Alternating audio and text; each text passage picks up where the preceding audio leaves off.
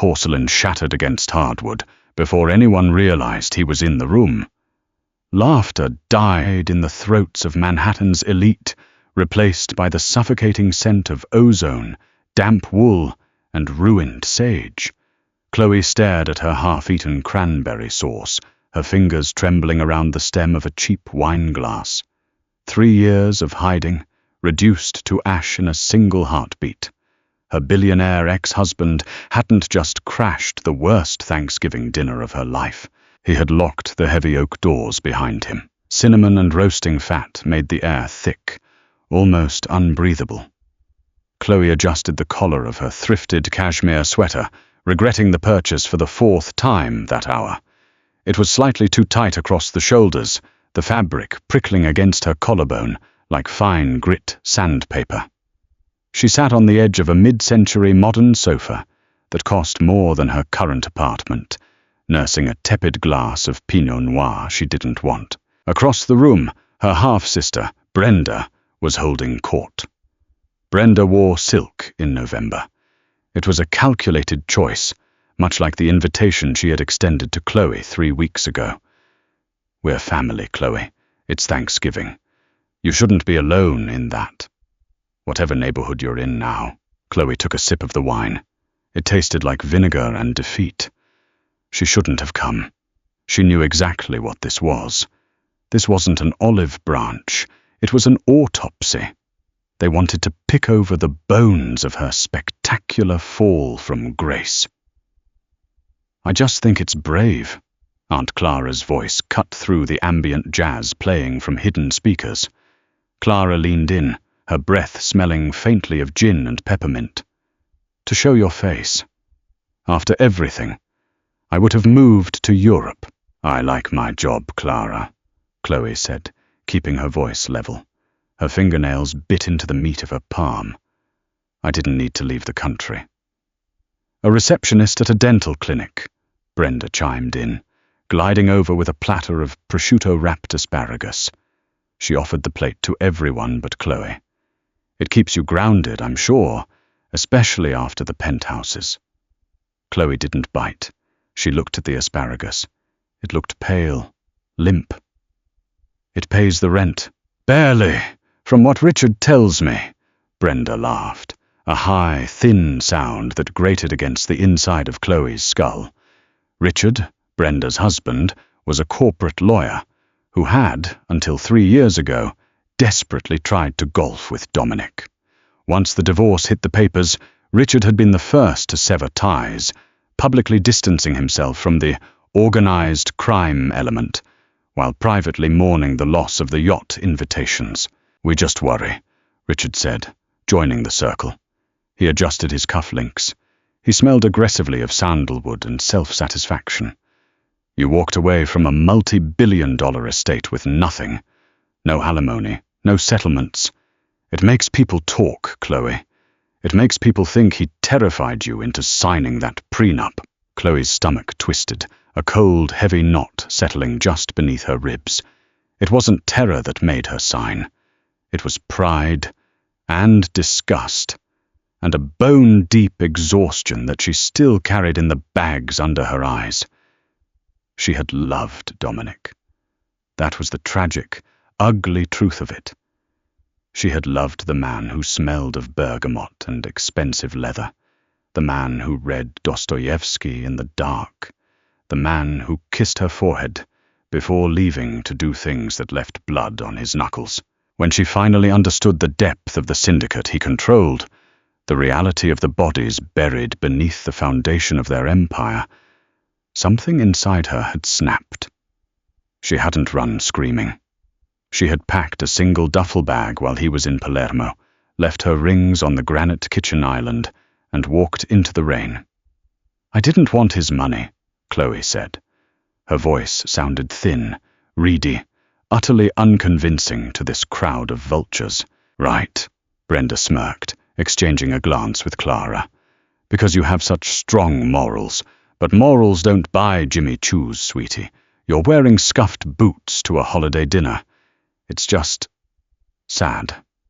We all know he discarded you when you stopped playing the dutiful little mob wife." Chloe closed her eyes for a fraction of a second. The ambient chatter of the party buzzed around her, a hive of wasps waiting to sting. She could smell the expensive perfumes, the roasted garlic, the hypocrisy. She wanted to throw her wine in Brenda's face. She wanted to scream. Instead, she just swallowed the dry lump in her throat, her reaction pathetic and restrained, bound by the social contract she couldn't bring herself to break. "Dinner is served," the caterer announced, saving her from having to formulate a response.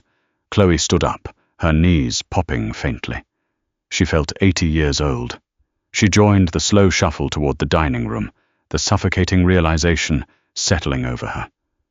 She still had 3 hours left in this hell. The dining table was an exercise in excessive wealth. Silver candelabras dripped wax onto a linen runner. The centerpieces were sprawling arrangements of autumnal flora that blocked the sight lines across the table, forcing awkward, diagonal conversations. Chloe was seated at the far end, right near the swinging kitchen door, a physical manifestation of her current status in the family hierarchy. Richard sat at the head, carving the turkey with an electric knife that whirred annoyingly, vibrating against the crystal glasses. "White meat for Clara," Richard announced, serving the slices. "And for our guest of honor, Chloe, some dark meat. Seems fitting, given her history." A few polite, muffled chuckles rippled down the table. Chloe stared down at the slab of meat slapped onto her gold-rimmed plate. It looked dry. The gravy was congealing already.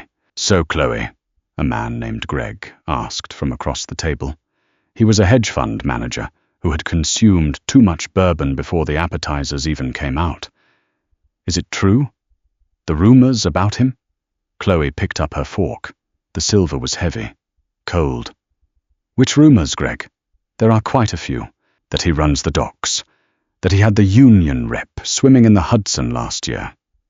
Greg leaned forward, his eyes bright with morbid curiosity. "What's it like, sleeping next to a guy who could have you erased?" "Greg, please," Brenda scolded, though her eyes danced with amusement. "We shouldn't bring up Dominic. It clearly upsets her. She couldn't handle the pressure. It takes a certain kind of woman to stand beside power." "It takes a sociopath," Chloe muttered, pushing her peas around. "Excuse me?" Brenda's voice sharpened, cutting through the clatter of silverware. Chloe looked up. Her pulse beat a frantic rhythm against her throat. Her face felt hot, flushed with a sudden, uncontrollable surge of anger. She was tired of the jabs.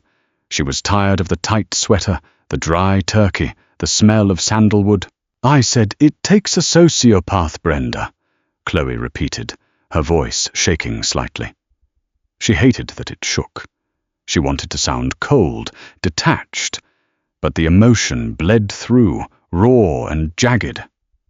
To sit in a $20 million penthouse, funded by extortion and human suffering, and pretend your biggest problem is the caterer forgetting the vegan options. "I left because I couldn't look at him anymore without seeing graves." Silence dropped over the table like a lead weight.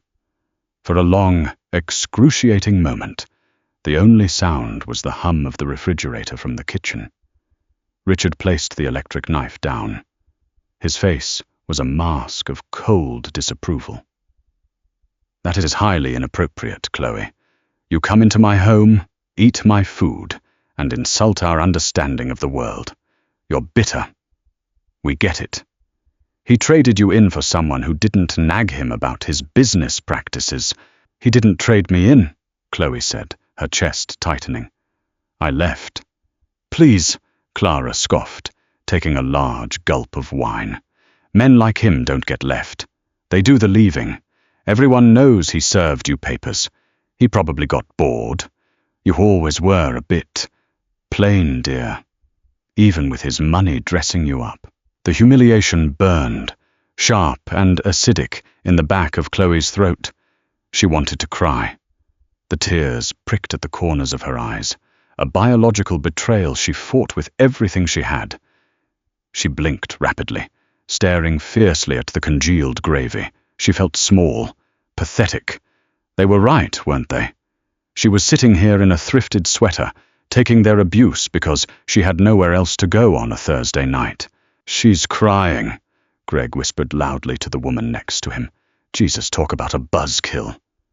"I'm not crying," Chloe said, though her voice cracked on the last syllable, ruining the denial.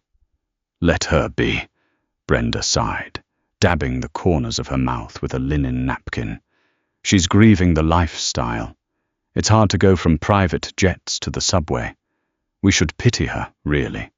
She's a footnote, a cautionary tale about marrying out of your league." Chloe gripped the edge of the mahogany table. The wood dug into her palms. She needed to leave. She didn't care if it was raining.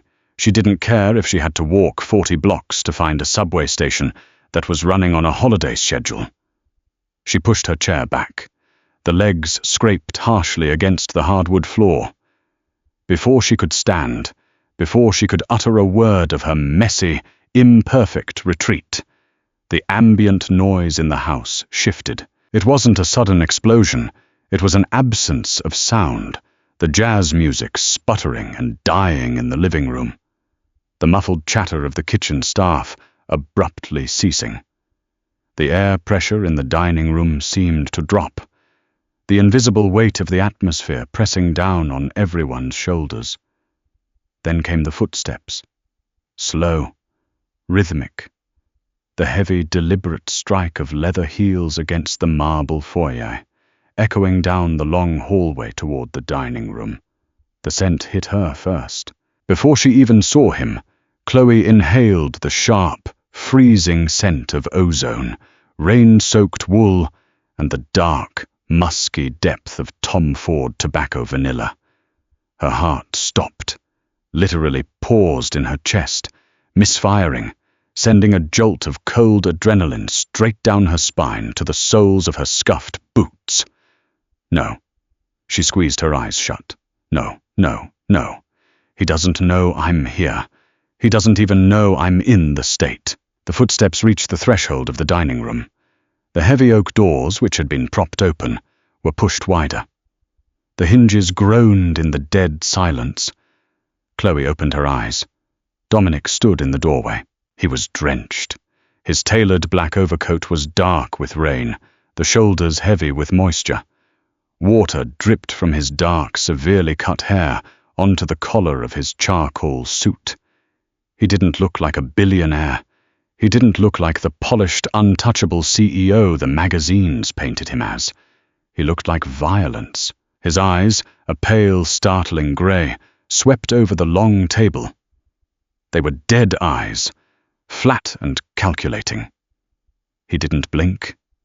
He didn't move. He just stood there, letting his presence rot the air in the room. The transformation of the people around the table was instantaneous and grotesque. Richard, who moments ago had been practically beating his chest, shrank back in his heavy captain's chair. His face drained of all color, turning a sickly, mottled gray. Brenda let out a tiny, involuntary squeak, her hand flying to her throat as if she were choking on her own silk collar. Greg, the loud-mouthed hedge fund manager, went completely rigid, his eyes wide with a primal, animal terror. They all knew exactly who he was, and they all knew the stories weren't just rumors. "Who?" Richard started, his voice trembling so violently it cracked. "How did you get past the gate?" Dominic didn't look at him. He didn't acknowledge Richard's existence. He slowly unbuttoned his overcoat with long, gloved fingers. The black leather of his gloves squeaked softly in the quiet. He slipped the coat off, tossing it carelessly onto a nearby antique credenza.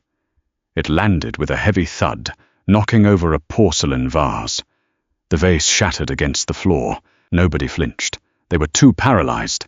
Dominic's gaze finally locked onto Chloe. She was still half standing, frozen in the act of pushing her chair back. Her breath hitched.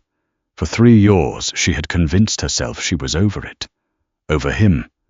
But looking at the sharp angle of his jaw, the the faint scar cutting through his left eyebrow, the overwhelming gravitational pull of his focus. It all came rushing back. The terror, the pull, the deep, sick contradiction of wanting to run from him and wanting to press her face into his chest. He took a step forward, then another. He moved with an awful, terrifying grace, bypassing the terrified guests as if they were nothing more than furniture. He stopped right behind Brenda's chair. Brenda whimpered, pressing herself back into the upholstery, trying to merge with the wood. Dominic reached out and picked up a wine bottle from the table. He inspected the label, his face completely impassive. Chateau Margaux. Dominic's voice was a low, resonant rumble. It vibrated in Chloe's chest. It was a voice used to giving orders that ended lives. A decent year, though a bit robust for dry, overcooked poultry. He dropped the bottle.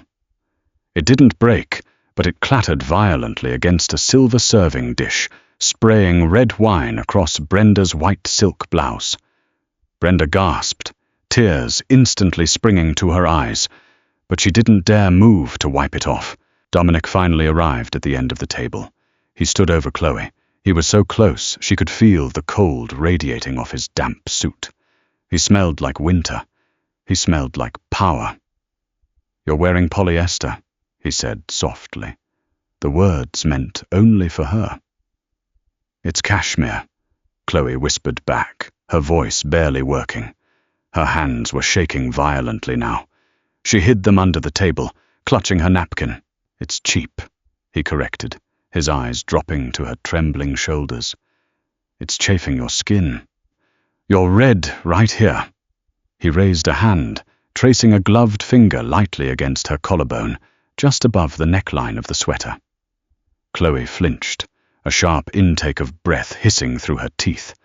The touch was agonizingly gentle, a stark contrast to the absolute terror radiating from him. "What are you doing here, Dominic?" she asked, her voice cracking. He tilted his head. "I came to collect my wife." "Ex-wife," Chloe shot back, a flash of defensive anger burning through the fear. "I signed the papers." Dominic let out a low, dark chuckle. It held absolutely no humor. He leaned down, placing both hands flat on the table, boxing her in. His face was inches from hers. She could see the dark stubble on his jaw, the exhaustion in his eyes that mirrored her own. "You signed a piece of paper I burned 3 minutes after you walked out my door, Mea Cara," he murmured, his breath brushing her lips. "You really thought I would let you go? Let you sit in a room full of sycophants who dare to speak your name through dirty teeth?" He straightened up, his grey eyes finally sweeping back to the rest of the table. The temperature in the room plummeted further. "I have been listening," Dominic addressed the table, his voice carrying clearly to every terrified ear. "To the audio feed from the security detail I placed on this house 2 hours ago. I heard the toast. I heard the commentary on my marriage." Richard made a gagging sound, clutching his napkin to his mouth. Greg looked like he was about to faint. "You," Chloe started, looking at Dominic in horror. "You bugged them?" "I protect what's mine," Dominic said simply. He looked at Richard. "Richard, you have 30 seconds to explain to me why you thought it was acceptable to serve my wife dark meat and humiliation. Before I have my men outside, dismantle your life piece by piece." Richard opened his mouth, but only a pathetic, high-pitched wheeze came out. He looked at Brenda, but Brenda was staring at the table, crying silently, terrified the movement of wiping her tears would draw his attention. Dominic checked his heavy platinum watch. 20 seconds. Chloe looked from Dominic to the cowering faces of the people who had spent the last hour dissecting her self-worth. A sick, contradictory feeling bloomed in her chest. She should be appalled. She should be calling the police. He was a monster. He was exactly the ruthless dictator she had fled, But as she watched the people who had mocked her squirm under the weight of his absolute authority, a tiny, ugly, deeply human part of her felt a thrill of vindication. "Dominic, stop," Chloe said. Her voice wasn't a command. It was a plea. She grabbed his arm. His muscles were like granite beneath the wet wool of his suit. He paused, looking down at her hand on his arm. His expression softened. Just a fraction. A microscopic shift that only she, after years of surviving him, could read. "They aren't worth it," she whispered, her eyes meeting his. "Please, just get me out of here." Dominic stared into her eyes for a long moment. The silence stretched, taut as a piano wire. Then, slowly, he turned his hand over, catching her wrist. His grip was firm, unyielding, but not painful. "Get your coat," he ordered, not looking away from her. Chloe didn't argue. She stood up, her legs feeling like lead. She didn't look at Brenda. She didn't look at Richard or Clara. She walked around the table, the silence in the room so absolute she could hear the rustle of her own clothes. When she'd returned with her worn, slightly damp peacoat, Dominic was standing exactly where she had left him, still holding the room hostage with his mere presence. He took the coat from her hands. With surprising gentleness, he held it open for her. Chloe slipped her arms in, feeling the strange, intimate weight of his hands on her shoulders as he adjusted the collar. "Richard," Dominic said, as he guided Chloe toward the door by the small of her back. Richard visibly jumped. Yes, Mr. "The gravy was congealed," Dominic said, his voice flat. "Do better next year." He didn't wait for a response. He pushed the heavy oak doors open, guiding Chloe out into the dim hallway. The moment the doors swung shut behind them, the oppressive silence of the dining room was severed. Chloe stood in the foyer, shivering, the adrenaline beginning to crash. The reality of what had just happened, of who was standing next to her, was crashing down like a tidal wave. "You found me," she whispered, staring at the marble floor. "I never lost you, Chloe," Dominic said softly. He stepped closer, crowding her space, boxing her against the heavy mahogany front door. He raised a gloved hand, cupping her cheek. His thumb brushed over her cheekbone, wiping away a stray tear she hadn't realized had fallen. "I just gave you a head start." Rain slashed against the stone steps of the porch, turning the November night into a freezing, grey blur. Chloe hesitated on the threshold, the bitter wind slicing through her damp peacoat instantly. Beyond the manicured walkway, 3 matte black SUVs idled aggressively, blocking the narrow suburban street. Their headlights cut through the downpour like predatory eyes.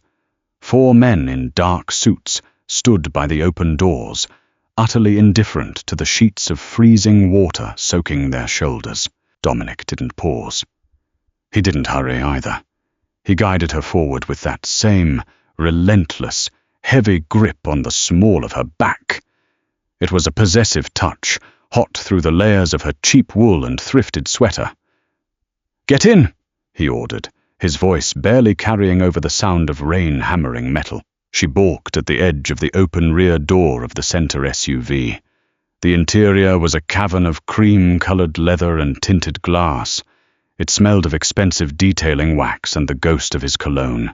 It looked like a cage. "Dominic, wait!" Chloe braced her hand against the wet doorframe. Her boots slipped slightly on the slick asphalt. I can't just disappear into a car with you. My purse is still inside. My keys, leave them." He stepped closer, his chest brushing her back, shielding her from the wind. "I'll have someone buy the apartment building and burn it down if it bothers you to leave things behind." "You're insane." She twisted to look up at him, rain plastering her hair to her cheeks. "I have a life, a job. I have to be at the clinic at 8 in the morning on Monday." He stared down at her, rain dripping from his jawline. The streetlights caught the pale, flat silver of his eyes. You think you're going back to a dental clinic in Queens to answer phones for $14 an hour? After tonight? Before she could form a rebuttal, he placed a heavy hand on her shoulder and pushed her gently but firmly down into the back seat.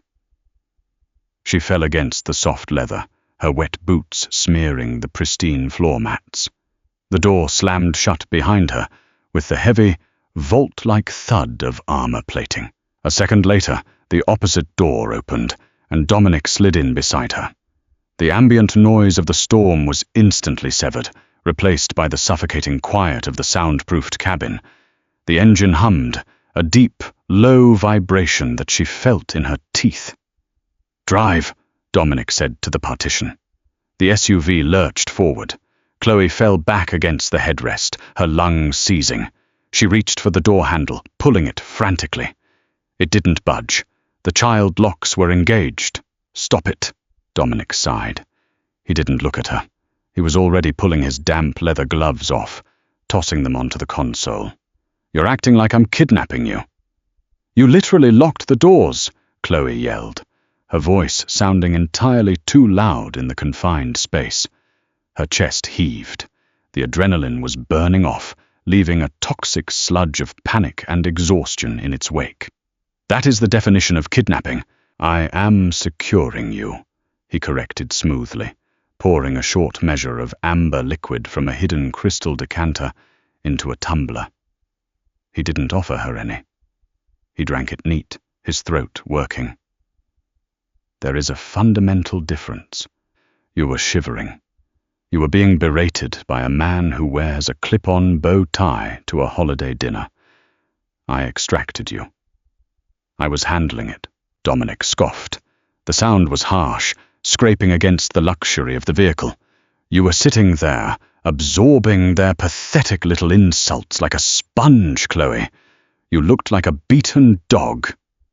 Where is the woman who threw a Rolex at my head and told me to go straight to hell?" She realized she couldn't afford a lawyer to fight your legal team. Chloe snapped, turning her body toward the window. The city lights blurred into long streaks of neon through the rain-slicked glass. Her reflection stared back at her, pale, hollow-eyed, a bruised shadow of the woman who used to wear diamonds on Tuesday afternoons. The truth was, the fight had drained out of her slowly. The first year on her own, she had been fueled by righteous fury. The second year, the reality of utility bills, delayed trains, and grocery budgets had ground her down. By year 3, surviving had superseded her anger. A heavy silence settled over the back seat. The heater blew warm air over her freezing legs, unthawing her skin until it prickled with pins and needles. She felt him shift. His large frame absorbed the space in the cabin. He reached out, his bare hand wrapping over hers where it rested, white-knuckled on her knee. His skin was warm, calloused. 3 years, he murmured, his voice dropping its authoritative edge, settling into something far more dangerous. Something intimate. "You lost weight? Your hair is dull. You look exhausted, Chloe." She tried to pull her hand away. He didn't let go. His thumb dragged over her knuckles, tracing the faint blue veins beneath her skin. "Because I live in the real world now, Dominic, where people work, where things are hard." She kept her eyes glued to the window, refusing to look at him. If she looked at him, she would remember the way his jaw felt under her palms. She would remember the safety of his chest. "I prefer it to the blood." His grip tightened, just enough to hurt. "You think there's no blood in the real world? It's just hidden better. At least I never lied to you about what I was. You omitted the bodies until I tripped over one," she whispered bitterly. Dominic released her hand, leaning back into his seat with a harsh exhale. "We are going to my townhouse. You are going to take a hot shower. You are going to eat a meal that wasn't prepared by a fraud. And then we are going to have a very long conversation about the future. I want to go home." "You are going home," he stated, closing his eyes. It wasn't a debate, it was an edict. Part 5. The Glass Cage. The townhouse was a fortress, tucked away on a dead-end, cobblestone street in Brooklyn Heights. It didn't look like a mob boss's lair. It looked like an architectural digest cover. Blackened steel, reclaimed brick, and floor-to-ceiling privacy glass that reflected the storm. The garage doors swallowed the SUV whole. The transition from the vehicle to the private elevator was seamless, sterile, and entirely devoid of the outside world. Chloe stood in the center of the elevator car, her wet boots leaving muddy half-moons on the polished concrete floor. The silence between them was unbearable. She could hear her own heart thudding against her ribs, a frantic, trapped rhythm. When the door slid open, they stepped directly into the penthouse level. It smelled like him. Wood smoke, vetiver, and expensive espresso. The space was cavernous, lit only by the ambient glow of the city filtering through the massive windows and a few low-slung lamps. Dark leather sectionals anchored the room, surrounded by brutalist art and heavy, dark wood. It was aggressively masculine. It lacked any trace of the warmth she had tried to inject into their previous home. "Take the coat off," Dominic said, walking toward a sleek, black, marble-wet bar. "You're dripping on a rug that costs more than your sister's mortgage." "Then don't kidnap people who don't own umbrellas," Chloe retorted, her voice shaking. Despite her defiance, the cold was sinking into her bones. Her teeth chattered. She unbuttoned the soggy peacoat and let it drop unceremoniously onto the immaculate hardwood floor. She stood there in the tight, itchy cashmere sweater and cheap black slacks, feeling entirely exposed. Dominic paused with a crystal decanter in his hand. He looked over his shoulder. His gaze traveled slowly from her damp hair, down her shivering frame, to the cheap boots. A muscle feathered in his jaw. The look in his eyes wasn't pity. It was a dark, possessive fury that made her stomach drop. "Bathroom is down the hall to the left," he ordered roughly, turning back to the bar. "There are clean clothes in the closet, robes, whatever. Just get out of those wet things. I don't want your clothes." He slammed the glass down on the marble. The sharp crack made her flinch violently, her shoulders hiking up to her ears. Dominic went completely still. He stared at the glass, then turned slowly to face her. The anger vanished, replaced by a cold, calculating emptiness that scared her far more. "Do you think I'm going to hit you, Chloe?"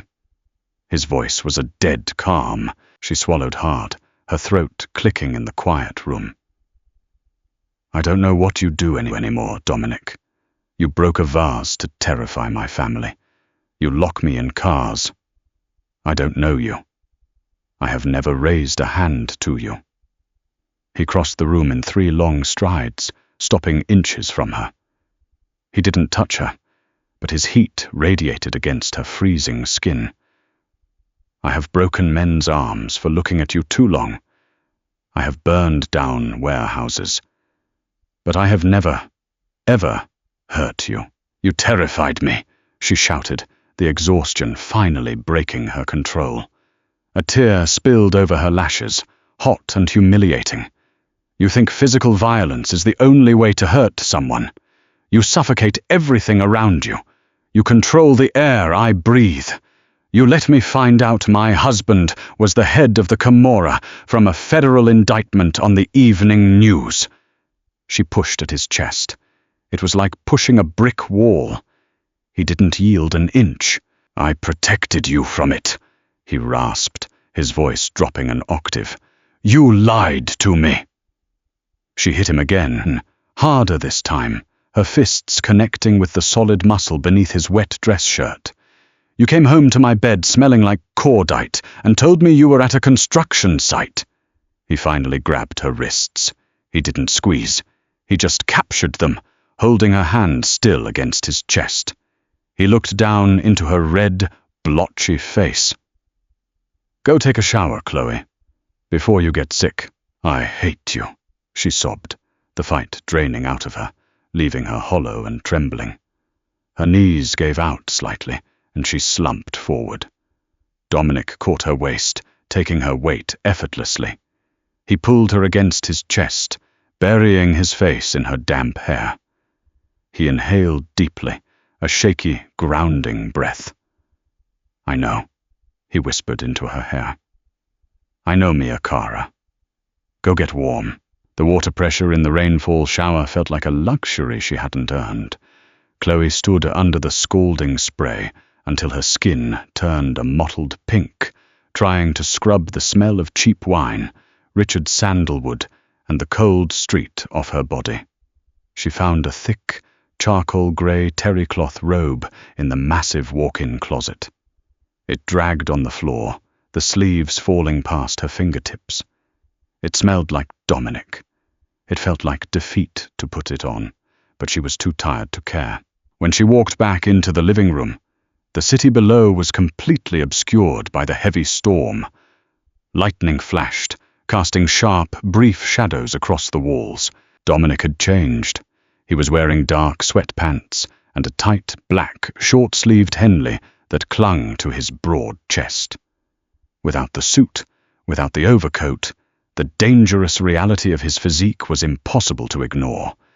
His arms were corded with muscle and roped with faded silver scars, souvenirs from a life he had tried to keep locked away from her. He was sitting in an armchair by the window, staring out at the rain. 2 tumblers of amber liquid sat on the low coffee table between them. Chloe walked over slowly, the heavy robe brushing against the floor. She sat on the edge of the leather sofa across from him, pulling her knees to her chest, making herself as small as possible. He didn't look at her for a long time. The only sound was the ticking of a large analog clock on the wall and the muffled drumming of the rain. "Why now?" Chloe finally asked, her voice raspy from crying in the shower. She picked up one of the glasses and took a sip. The bourbon burned all the way down, settling like a hot coal in her empty stomach. "You left me alone for the 3 years. I thought you forgot about me." Dominic turned his head slowly. The grey eyes pinned her. "I never stopped watching you." A cold shudder ran down her spine. "That is deeply messed up." "Is it?" He leaned forward, resting his forearms on his knees. "I watched you move into a studio apartment with mold in the bathroom. I watched you budget for groceries. I watched you sell the diamond earrings I bought you in Venice to a pawn shop for 1/10 of their value just to make rent in February. You let me do that? If you were watching, why didn't you intervene?" Anger flared again, hot and righteous. "You sat in this glass tower and watched me starve?" "I intervened constantly," Dominic countered, his voice flat. "When your landlord tried to evict you last winter." He mysteriously withdrew the notice the next day. "Who do you think paid him?" "The creepy guy at the bodega who followed you home?" He broke both his legs falling down the subway stairs the following week. Chloe stared at him, horrified. The pieces of her supposedly independent life were shifting, realigning into a horrifying mosaic of his control. I thought I was making it on my own." "You survived," he corrected gently. "But you were never alone." "Then why didn't you just take me back?" she demanded, slamming her glass down on a coaster. "If you're so obsessed, if you own everything anyway, why wait 3 years to drag me out of a Thanksgiving dinner?" Dominic looked away. He picked up his glass and rolled the liquid around the rim. For the first time since he walked into the dining room, he looked tired. Bone-deep, soul-crushing exhaustion seeped into the hard lines of his face. "Because when you left, you looked at me like I was a monster," he said quietly. The admission seemed to cost him something. You looked at my hands, and all you saw was graves. They were graves, Dominic. I know. He took a heavy drink. The night you left, my uncle's faction made a move. They found out where you bought your coffee. They found out what time you went to the gym. They were going to use you to leverage the docks. Chloe stopped breathing.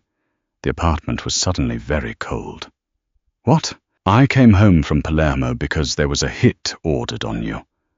I walked into our penthouse, ready to lock it down, and you were already gone. He looked back at her, his eyes blazing with a remembered terror that made him look vicious. You walking out into the rain with a duffel bag saved your life. If you had stayed, they would have breached the building. Chloe rubbed her arms, suddenly feeling sick. But the news said the faction wars were over.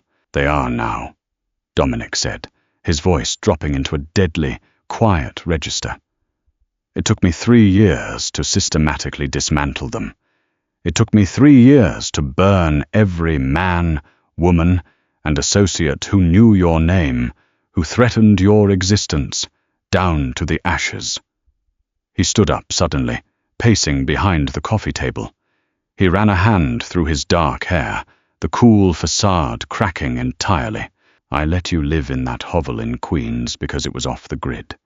Because the people hunting me didn't look for the wife of a billionaire in a dental clinic. I left you there so you could breathe without a target on your back. Do you think it didn't kill me? Every single day, watching you shiver at bus stops. He stopped, bracing his hands on the armrests of her sofa, leaning over her. His face was inches from hers, intense and raw. I cleared the board, Chloe. There are no more threats. There is no one left to hurt you. She looked at him, her chest tight with a massive, impossible contradiction. He had let her suffer to keep her safe. He had killed men to clean the slate. He was a monster.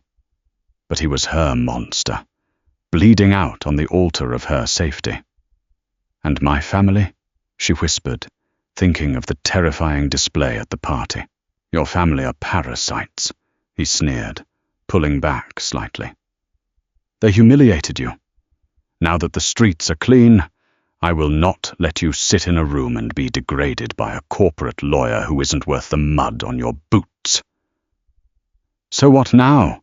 Chloe asked, her voice trembling. I'm just a prisoner in a nicer cage? Dominic reached out, gently hooking a finger under her chin, forcing her to look him in the eye. No, mia cara, he whispered, his thumb brushing over her lower lip. You are the queen returning to her throne, and tomorrow we are going to teach everyone who forgot that fact exactly who you belong to. Sunlight dragged itself across the bedroom floor, thin and cold, offering zero warmth to the massive, sterile space. Chloe opened her eyes. The ceiling was a slab of exposed concrete, aggressively modern, lacking the familiar water stain she usually stared at above her own futon. She shifted, and the sheer friction of the sheets against her skin felt alien. Egyptian cotton. 4 figures worth of thread count. It was so soft it almost burned against the cheap drugstore lotion she had applied the night before. Panic, sharp and metallic, tasted like copper in the back of her throat. For a frantic 3 seconds, her brain scrambled to locate her surroundings. Then, the smell of roasted coffee and the heavy, lingering ghost of Tom Ford settled over her senses. Dominic. The Thanksgiving dinner. The confession in the dark. She sat up, the heavy duvet pooling at her waist. She was still wearing his oversized charcoal robe. It dwarfed her, a physical reminder of how easily he enveloped her life. She swung her legs over the edge of the mattress. Her feet hit the heated hardwood floor. A profound, aching exhaustion settled in her joints. She didn't feel like a queen returning to her throne. She felt like a hostage who had forgotten how to pick the lock. Walking into the kitchen, she found him standing by a matte black espresso machine. He wore dark slacks and a crisp white shirt, the sleeves rolled up to the elbows, exposing the faded, jagged scar that slashed across his left forearm. He looked rested, lethal. He was typing on a tablet with one hand, holding a small ceramic cup with the other. "You sleep poorly," Dominic said without looking up from the screen. "You ground your teeth for 3 hours straight, and you watch people sleep," Chloe rasped, her voice thick with sleep and residual crying. "Which is a habit you might want to bring up in therapy." He finally looked at her.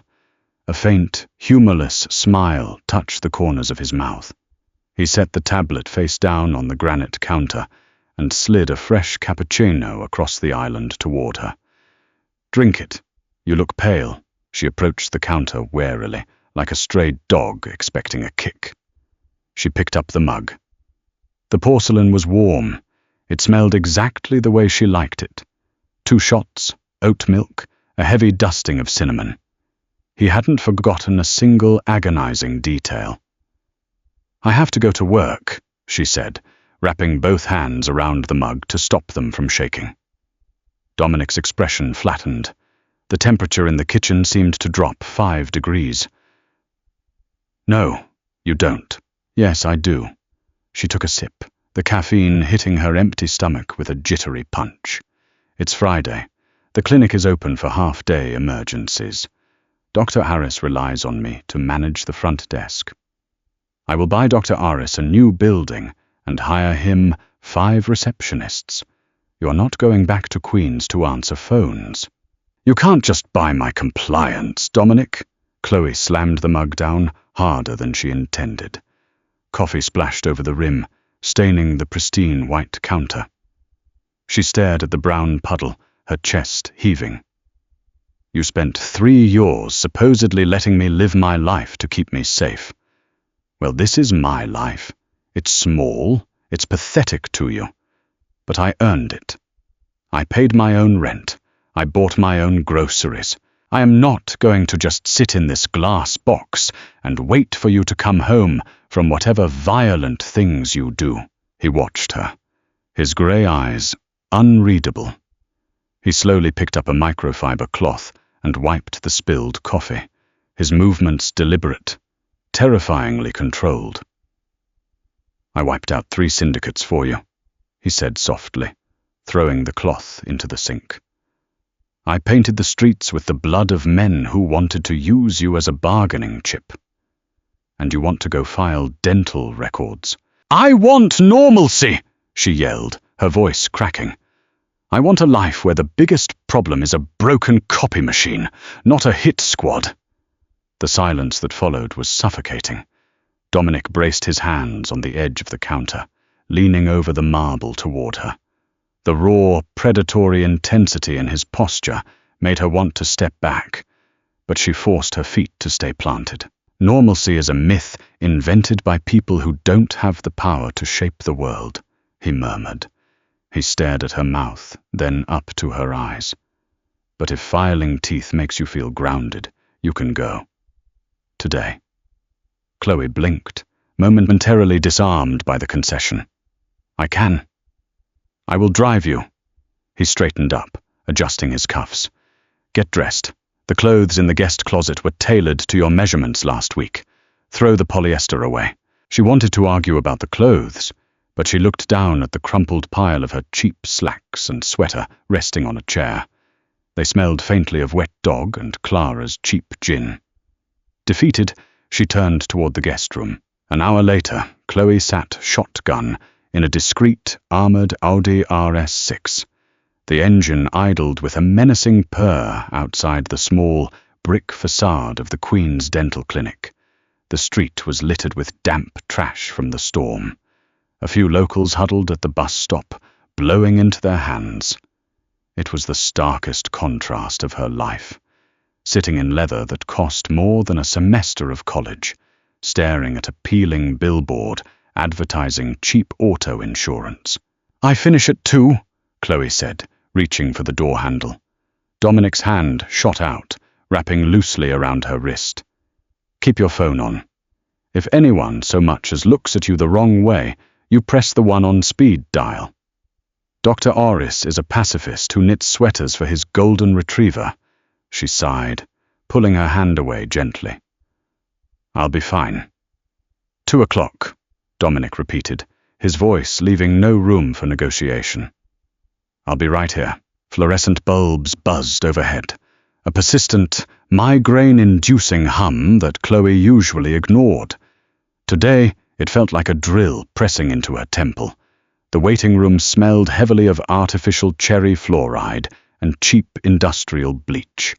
Nancy, the dental hygienist, leaned over the reception desk, loudly snapping a piece of spearmint gum. She wore floral scrubs that clashed horribly with her bright pink lipstick. "So, how was the fancy Thanksgiving?" Nancy asked, sorting through a stack of patient files. "Did your rich sister serve caviar with the turkey?" Chloe stared at the blinking cursor on her outdated desktop computer. Her mind flashed to a shattered vase, a ruined silk blouse, and Dominic's voice freezing the marrow in her family's bones. "It was eventful," Chloe murmured, typing a patient's date of birth wrong twice before getting it right. "Must be nice," Nancy sighed. "My husband's brother got drunk and backed his truck into our fence. Eventful in Queens just means property damage." The clinic door chimed, a cheerful electronic melody that cut through the sterile air. Chloe looked up, pasting on her customer service smile. "Good morning, Dr. Harris's office. How can I—" The words died in her throat. Brenda stood in the doorway. She looked entirely out of place in the shabby waiting room. She wore a tailored camel coat, but it was unbuttoned, revealing a wrinkled blouse underneath. Her perfect blowout was ruined, plastered flat on one side, and dark smudges of yesterday's mascara shadowed her under eyes. She didn't look like the reigning queen of Manhattan society. She looked hunted. Nancy stopped snapping her gum, her eyes widening at the obvious display of wealth mixed with desperation. "Chloe," Brenda gasped, stepping forward. Her hands were shaking violently as she gripped the strap of her Birkin bag. Chloe stood up slowly. A cold dread pooled in her stomach. "Nancy, could you go check on room 2? I think the suction needs fixing." Nancy wasn't stupid. She took one look at Brenda's manic face and scrambled down the hallway without a word. Chloe walked around the desk, stopping a few feet away from her sister. Up close, Brenda smelled like stale wine and panic. "What are you doing here?" Chloe asked, keeping her voice low. "Richard," Brenda choked out, a sob tearing from her throat. She dropped her bag onto a plastic waiting room chair. It hit the linoleum with a heavy thud. "Richard was fired." Chloe froze. "What?" At 6 a.m., a partner called him. They invoked a morality clause. They said he was a liability. Brenda reached out, grabbing Chloe's forearms. Her nails dug into the wool of Chloe's new, perfectly tailored sweater. "His bank accounts are frozen, Chloe. An auditor from the IRS showed up at our house at 7. They're looking into his offshore accounts. They're going to take the house." Chloe stared at her sister's ruined face. The sheer speed of it was terrifying. Dominic hadn't just made a threat at a dinner party. He had executed a financial assassination before the sun even came up. "Brenda, let go of me," Chloe said, trying to peel her sister's fingers off her arms. "You have to stop him," Brenda cried, her voice echoing shrilly against the acoustic ceiling tiles. "You have to tell him to call it off. We were just teasing you, Chloe. It was just a joke. You can't let him destroy our lives over a joke." A harsh, ugly laugh bubbled up in Chloe's chest. It scraped against her ribs, jagged and painful. "A joke? You sat there for an hour, picking apart my life, my clothes, my trauma, for sport. You let Richard serve me a plate of scraps to humiliate me." "I'm sorry." Brenda dropped to her knees. right there on the scuffed linoleum floor of a Queen's dental clinic. The sheer degradation of the act made Chloe nauseous. "Please, Chloe, he'll go to federal prison. They found the Cayman accounts. Please." Chloe looked down at her sister. For 3 years, Brenda had treated her like a leper. For 3 years, Chloe had swallowed her pride and accepted the pity invites just to feel connected to a family that clearly despised her. She should feel victorious. She should feel a dark, satisfying thrill of vengeance. Instead, she just felt dirty. This was the contagion of Dominic's world. It wasn't just blood on the docks. It was this: the absolute, crushing annihilation of anyone who crossed him. And now, she was wielding that power, even passively. "Get up, Brenda," Chloe said, her voice dead flat. "Will you call him?" Brenda begged, tears dripping onto the toes of Chloe's expensive leather boots. I said, "Get up." Chloe grabbed her sister by the shoulders and hauled her to her feet. Brenda was limp, crying hysterically. "I'll talk to him. But you need to listen to me very carefully. You are never going to contact me again. You are never going to invite me to another dinner. You are going to pretend I do not exist. Do you understand?" Brenda nodded frantically, swiping at her nose. "Yes. Yes, whatever you want." "Get out," Chloe whispered. Brenda snatched her bag and practically ran out the door, the chime ringing cheerfully in her wake. Chloe stood alone in the waiting room. The air felt heavy, suffocating. She looked down at her shaking hands. She wasn't just a victim anymore. She was complicit. "Fascinating dynamic," a low voice rumbled from the hallway. Chloe spun around. Dominic was leaning against the doorframe of room 3. He wore a dark wool coat over his suit, his hands tucked casually into his pockets. He looked entirely relaxed, completely incongruous with the cheap dental posters behind him. "How long have you been standing there?" she asked, her heart hammering against her ribs. "Long enough to watch you discover you have teeth," he smirked, pushing off the doorframe. He walked toward her, his heavy footsteps soundless on the linoleum. "You handled her well. No yelling, just absolute terms. I'm proud of you." "You ruined Richard's life before breakfast," she stated, ignoring his compliment.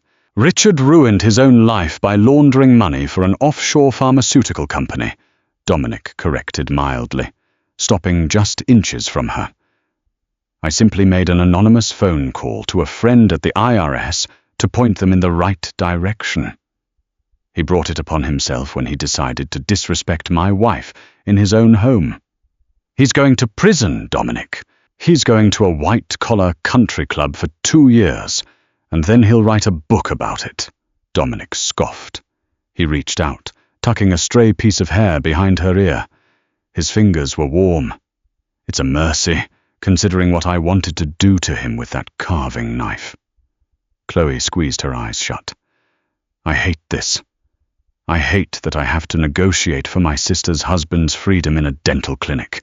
"Then let it go," he whispered, stepping closer until his chest brushed hers. "Stop fighting for people who wouldn't cross a puddle to pull you out of a fire. Stop trying to hold on to a life that was meant to be temporary." "My life isn't temporary," she snapped, opening her eyes to glare at him. "Yes, it is." He grabbed her hips, hauling her flush against him. His grip was entirely possessive, locking her into his space. "You are playing dress-up as a peasant, Chloe. You belong in a boardroom. You belong walking into a room and having the air sucked out of it because you own the building. You belong with me." "And what if I don't want the blood on my hands?" she challenged, her voice trembling, not from fear, but from the terrifying pull he exerted on her. Dominic looked down at her, his expression darkening into something fiercely protective and utterly ruthless. "You won't have blood on your hands, Mia Cara, because I will cut off the hands of anyone who tries to dirty yours. That is my vow to you. I handle the dark. You just have to let me keep you." The ride back to Brooklyn was silent. The storm had passed, leaving behind a bitter, biting cold that froze the puddles on the street into black ice. Chloe stared out the window, watching the city blur past. She felt hollowed out, as if the confrontation with Brenda had scraped her ribs clean. The anger that had fueled her for 3 years was gone. The moral high ground she had tried to cling to had crumbled the moment she demanded Brenda never contact her again, using Dominic's threat as her own leverage. She wasn't better than him. Not really. She just preferred her violence sanitized and out of sight. When they reached the penthouse, Dominic went straight to the bar. He poured 2 glasses of scotch, heavy pours, and walked over to where she stood by the massive floor-to-ceiling window overlooking the Manhattan skyline. The city looked like a circuit board of diamonds scattered across black velvet. He handed her a glass. She took it without a word, staring out at the view. "I'll call off the auditor," Dominic said quietly into the silence. "Richard will keep his house. He'll find another firm. Your sister will keep her silk blouses." Chloe closed her eyes. "Why?" "Because it made you look at me like a monster again," he said. The vulnerability in his voice was so raw, so out of character, it made her chest physically ache. "And I have spent 36 months killing actual monsters, so I wouldn't have to see that look on your face." She turned her head to look at him. The harsh overhead lighting cast deep shadows under his cheekbones. He looked exhausted.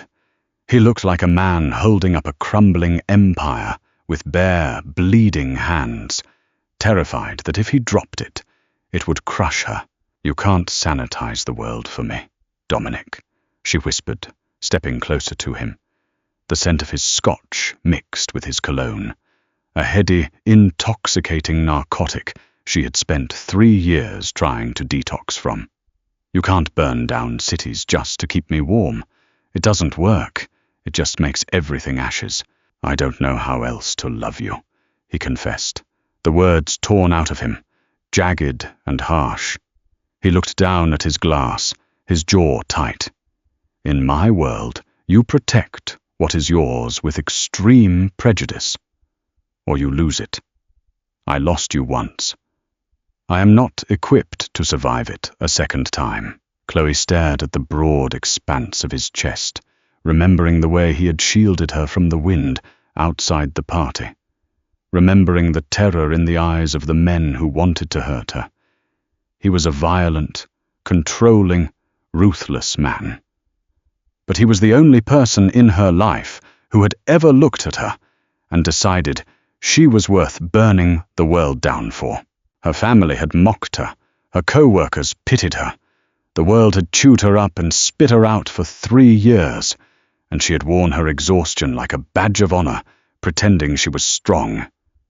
She wasn't strong. She was just tired. Slowly she reached out. Her fingers bypassed the glass of scotch in his hand, pressing flat against the hard muscle of his chest, right over his heart. He went completely still.